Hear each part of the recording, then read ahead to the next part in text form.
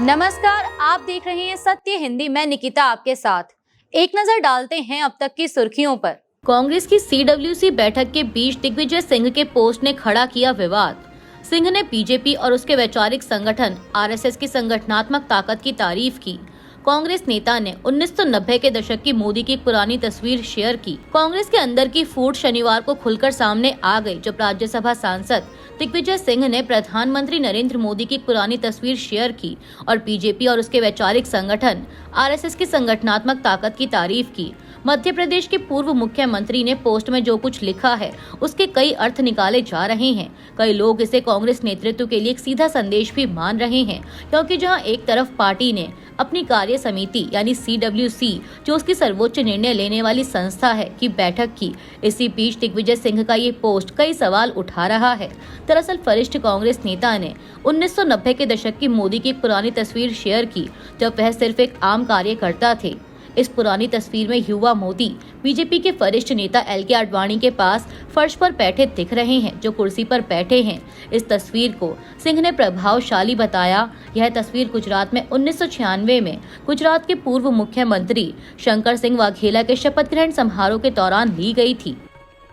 दिग्विजय सिंह ने की PM मोदी की फोटो और RSS की तारीफ।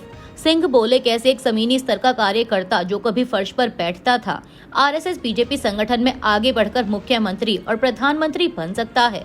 सिंह ने अपने पोस्ट में कांग्रेस अध्यक्ष मल्लिकार्जुन खड़गे, सांसद राहुल गांधी और प्रियंका गांधी को भी टैग किया। अपने बेबाक विचारों के लिए जाने जाने वाले दिग्विजय सिंह ने इस बात पर जोर दिया कि कैसे एक जमीनी स्तर का कार्यकर्ता जो कभी फर्श पर बैठता था, RSS बीजेपी संगठन में आगे बढ़कर मुख्यमंत्री और प्रधानमंत्री बन सकता है। सिंह ने लिखा कि मुझे यह तस्वीर क्योरा पर मिली। यह बहुत प्रभावशाली है। कैसे एक RSS का जमीनी स्वयं सेवक और जनसंघ बीजेपी कार्यकर्ता जो कभी नेताओं के पैरों के पास फर्श पर बैठता था, एक राज्य का मुख्यमंत्री और देश का प्रधानमंत्री बन गया। यही संगठन की ताकत है। जय सिया राम। दिग्विजय सिंह ने अपनी इस पोस्ट में पार्टी अध्यक्ष मल्लिकार्जुन खड़गे और सांसदों राहुल गांधी और प्रियंका गांधी को सोशल मीडिया हैंडलों को भी टैग किया। बता दें कि यह घटना ऐसे समय में हुई है जब कांग्रेस पार्टी की अंदरूनी कलह से जूझ रही है। इससे पहले लोकसभा सांसद शशि थरूर द्वारा PM मोदी और केंद्र की नीतियों की बार बार की गई तारीफें पहले ही कांग्रेस और केरल के वरिष्ठ नेता के बीच तनाव का केंद्र बनी हुई हैं। बीजेपी ने दिग्विजय सिंह के पोस्ट को लिया आड़े हाथ। बीजेपी ने कांग्रेस और राहुल गांधी पर साधा निशाना। बीजेपी बोली, क्या राहुल गांधी हिम्मत दिखाएंगे और दिग्विजय सिंह के चौंकाने वाले सच के बम पर रिएक्ट करेंगे। बीजेपी ने तुरंत दिग्विजय सिंह के पोस्ट को आड़े हाथों लिया और कांग्रेस और राहुल गांधी पर जमकर निशाना साधा। बीजेपी प्रवक्ता CR केसवन ने ट्वीट कर लिखा कि क्या राहुल गांधी हिम्मत दिखाएंगे और दिग्विजय सिंह के चौंकाने वाले सच के बम पर रिएक्ट करेंगे, जिसने पूरी तरह से यह बेनकाब कर दिया है कि कांग्रेस का पहला परिवार कैसे बेरहमी से पार्टी को तानाशाही तरीके से चलाता है और यह कांग्रेस लीडरशिप कितनी ऑटोक्रेटिक और अलोकतांत्रिक है। हालांकि जैसे ही दिग्विजय सिंह की टिप्पणियों से विवाद बढ़ा, तो सिंह ने सफाई देते हुए कहा कि उन्होंने सिर्फ संगठनात्मक ढांचे की तारीफ की थी और वह बीजेपी का विरोध करते रहेंगे। दिग्विजय सिंह ने एक हफ्ते पहले भी किया था ऐसा ही पोस्ट। सिंह ने पोस्ट में लिखा था कि राहुल गांधी जी कृपया कांग्रेस को देखें। जैसे चुनाव आयोग सुधारों की जरूरत है, वैसे ही कांग्रेस को भी है। दिग्विजय सिंह। बता दें कि दिग्विजय सिंह का यह पोस्ट सिर्फ एक बार की बात नहीं थी। एक हफ्ते पहले भी उन्होंने कांग्रेस के अंदर संगठनात्मक सुधारों की मांग की थी और राहुल गांधी पर निशाना साधते हुए कहा था कि उन्हें मनाना आसान नहीं है। सिंह ने लिखा कि राहुल गांधी जी कृपया कांग्रेस को देखें। जैसे चुनाव आयोग को सुधारों की जरूरत है, वैसे ही कांग्रेस को भी है। आपने संगठन बनाने का काम शुरू किया है, लेकिन हमें ज्यादा प्रैक्टिकल विकेंद्रीकृत कामकाज की जरूरत है। मुझे यकीन है कि आप ऐसा करेंगे, क्योंकि मुझे पता है कि आप ऐसा कर सकते हैं। एकमात्र समस्या यह है कि आपको मनाना आसान नहीं है। कांग्रेस की CWC की बैठक खत्म होने के बाद पार्टी अध्यक्ष मल्लिकार्जुन खड़गे ने की प्रेस कॉन्फ्रेंस। खड़गे ने कहा कि मनरेगा को खत्म करने के खिलाफ देशव्यापी अभियान की जरूरत है।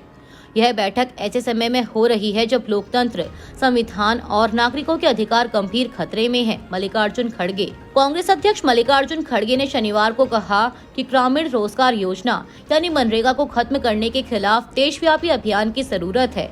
उन्होंने 3 कृषि कानूनों का जिक्र किया, जिन्हें सरकार को मजबूत विरोध के बाद आखिरकार वापस लेना पड़ा था।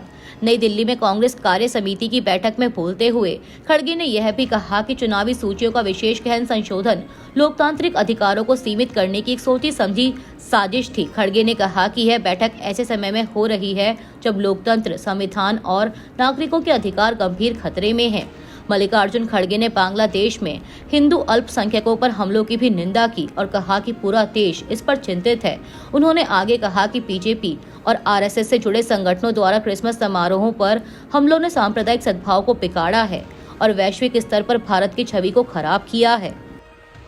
कांग्रेस अध्यक्ष ने बताया कि कांग्रेस 5 जनवरी 2026 को मनरेगा बचाओ विरोध प्रदर्शन शुरू करेगी। मनरेगा को रद्द करने से लोग गुस्से में हैं, सरकार को इसके परिणाम भुगतने होंगे। खड़गे वीबी रामजी, यह बिना किसी सलाह के लिया गया एक तरफा फैसला है। कांग्रेस अध्यक्ष मल्लिकार्जुन खड़गे ने आगे जानकारी दी कि पार्टी विकसित भारत रोजगार और आजीविका मिशन ग्रामीण यानी वीबी रामजी एक्ट 2025 को रद्द करने की मांग को लेकर देशव्यापी विरोध प्रदर्शन शुरू करेगी। खड़गे ने सीडब्ल्यूसी की बैठक के बाद एक प्रेस कॉन्फ्रेंस में कहा कि सीडब्ल्यूसी की बैठक में हमने 5 जनवरी 2026 से मनरेगा बचाओ आंदोलन शुरू करने का प्रस्ताव लिया है। मनरेगा सिर्फ एक योजना नहीं है बल्कि संविधान द्वारा दिया गया काम का अधिकार है और इसे गरीबों को तपाने के लिए रद्द किया गया है। मनरेगा को रद्द करने से लोग गुस्से में हैं, सरकार को इसके परिणाम भुगतने होंगे, राज्यों पर अतिरिक्त खर्च का बोझ पड़ेगा। यह बिना किसी सलाह के लिया गया एक तरफा फैसला है। बंगाल में वोटर लिस्ट से नाम कटने पर नया विवाद, प्रक्रिया पर उठे सवाल, बिना सुनवाई के ही नाम कटने का डर, चुनाव आयोग की भूमिका पर आरोप, ईआरओ की जगह वोटरों को सॉफ्टवेयर से भेजे गए नोटिस, राज्य सिविल सेवा अधिकारी एसोसिएशन का आरोप। पश्चिम बंगाल में बड़े पैमाने पर योग्य मतदाताओं के नाम कटने का खतरा है, वो भी बिना किसी सुनवाई के ही। इस तरह की खबरें इस समय चर्चा में बनी हुई हैं क्योंकि चुनाव आयोग ने ड्राफ्ट लिस्ट से नाम कटने वाले संदिग्ध वोटरों की सुनवाई का मौका तो दिया है, लेकिन इसके लिए जो प्रक्रिया अपनाई गई है उस पर सवाल उठ रहे हैं। दरअसल ऐसे मामलों के लिए नियम है कि ऐसे मतदाताओं को नोटिस भेजने, पड़ताल करने और वोटर लिस्ट में नाम रहेगा या नहीं, यह तय करने का अधिकार इलेक्टोरल रजिस्ट्रेशन ऑफिसर यानी ईआरओ के पास है। लेकिन आरोप लग रहे हैं कि यह काम ईआरओ के नाम पर चुनाव आयोग खुद कर रहा है। ऐसे मतदाताओं को ईसी के सॉफ्टवेयर से खुद ब खुद नोटिस भेजे जा रहे हैं और इसमें ईआरओ कुछ नहीं कर सकते। बंगाल में ईआरओ को दरकिनार कर चुनाव आयोग भेज रहा नोटिस, राज्य के सिविल सेवा अधिकारियों की एक एसोसिएशन ने उठाया मुद्दा। एसोसिएशन ने बुधवार को राज्य के चीफ इलेक्टोरल ऑफिसर और chief election commissioner Gyanesh Kumar को लिखी चिट्ठी। बंगाल में एसआईआर प्रक्रिया के तहत इलेक्टोरल रजिस्ट्रेशन ऑफिसर यानी ईआरओ ने शनिवार से सुनवाई शुरू कर दी है, जिसमें तय होगा कि लाखों लोगों के नाम लिस्ट में रहेंगे या नहीं। लेकिन इस बीच राज्य के सिविल सेवा अधिकारियों के एक एसोसिएशन ने बड़ा मुद्दा उठाया है। उन्होंने कहा है कि सिस्टम से खुद ब खुद बड़े पैमाने पर नाम कट सकते हैं और इसके लिए ईआरओ को जिम्मेदार ठहराया जाएगा, जबकि वे नोटिस बनाने में शामिल ही नहीं है। पश्चिम बंगाल सिविल सेवा एग्जीक्यूटिव ऑफिसर्स एसोसिएशन ने बुधवार को राज्य के चीफ इलेक्टोरल ऑफिसर यानी सीईओ मनोज अग्रवाल को चिट्ठी लिखी। द इंडियन एक्सप्रेस की रिपोर्ट के अनुसार इसकी copy chief election commissioner Gyanesh Kumar के ऑफिस को भी भेजी गई। चिट्ठी में कहा गया है कि एसआईआर प्रक्रिया में ड्राफ्ट वोटर लिस्ट से वोटरों के नाम खुद ब खुद कट रहे हैं और इसमें ईआरओ की कानूनी भूमिका को नजरअंदाज किया जा रहा है। बता दें कि representation of the people act 1950 के अनुसार अगर किसी वोटर की योग्यता पर शक हो तो सिर्फ ईआरओ ही नोटिस जारी कर सकता है। ईआरओ ही फैसला करता है कि नाम कटेगा या नहीं, लेकिन एसआईआर में चुनाव आयोग का सेंट्रलाइज्ड पोर्टल खुद नोटिस बना रहा है। पश्चिम बंगाल में चुनावी सूची के स्पेशल इंटेंसिव रिवीजन के तहत शनिवार 27 दिसंबर से सुनवाई प्रक्रिया शुरू हुई। वरिष्ठ अधिकारी के अनुसार पहले चरण में करीब 32 लाख ऐसे अनमैप्ड वोटर्स को बुलाया गया। 85 वर्ष से अधिक उम्र के लोगों के लिए घर जाकर सत्यापन किया जाएगा। पश्चिम बंगाल में चुनावी सूची के स्पेशल इंटेंसिव रिवीजन के तहत शनिवार 27 दिसंबर से सुनवाई प्रक्रिया शुरू हो गई है। राज्य भर में 3,234 केंद्रों पर लोग अपनी पहचान साबित करने के लिए लाइन में लगे दिखे। एक वरिष्ठ अधिकारी के अनुसार पहले चरण में करीब 32 लाख ऐसे अनमैप्ड वोटर्स को बुलाया गया है जो 2002 की चुनावी सूची से अपना लिंक साबित नहीं कर पाए हैं। इस चरण की निगरानी के लिए 4,500 माइक्रो ऑब्जर्वर तैनात किए गए हैं और सुनवाई सुबह 11 बजे से शुरू हुई। वोटर्स पहचान और पते के सबूत के तौर पर आधार सहित 12 मान्यता प्राप्त दस्तावेजों में से कोई भी जमा कर सकते हैं। हालांकि उन्होंने आगे कहा कि आधार कार्ड को अकेले दस्तावेज के तौर पर स्वीकार नहीं किया जाएगा। वहीं 85 वर्ष से अधिक उम्र के लोगों के लिए घर जाकर सत्यापन किया जाएगा। बता दें कि चुनाव आयोग ने 16 दिसंबर को ड्राफ्ट लिस्ट जारी की थी, जिसमें 58 लाख से ज्यादा नाम हटाए गए थे। भारत में डिपोर्ट किए जाने के मामले में सऊदी अरब अमेरिका से कहीं ज्यादा आगे। सऊदी से 11,000 से ज्यादा भारतीयों को वहां से वापस भेजा गया। रिपोर्ट, साल 2025 में कुल 81 देशों से 24,600 से ज्यादा भारतीयों को डिपोर्ट किया गया। अमेरिकी राष्ट्रपति डोनाल्ड ट्रंप भले ही सत्ता में आने के बाद से भारतीयों को डिपोर्ट कर भारत वापस भेजे जाने को लेकर सुर्खियों में हैं, लेकिन भारत में डिपोर्ट किए जाने के मामले में सऊदी अरब अमेरिका से कहीं ज्यादा आगे है। साल 2025 में कुल 81 देशों से 24,600 से ज्यादा भारतीयों को डिपोर्ट किया गया। ये आंकड़े विदेश मंत्रालय ने हाल ही में राज्यसभा में पेश किए। सबसे चौंकाने वाली बात यह है कि सबसे ज्यादा डिपोर्टेशन अमेरिका से नहीं बल्कि सऊदी अरब से हुए। सऊदी से 11,000 से ज्यादा भारतीयों को वहां से वापस भेजा गया। इसके मुकाबले अमेरिका से सिर्फ 3,800 भारतीय डिपोर्ट किए गए। ये अधिकतर प्राइवेट नौकरी करने वाले लोग थे। हालांकि पिछले 5 सालों में अमेरिका से डिपोर्ट होने वालों की यह सबसे बड़ी संख्या है।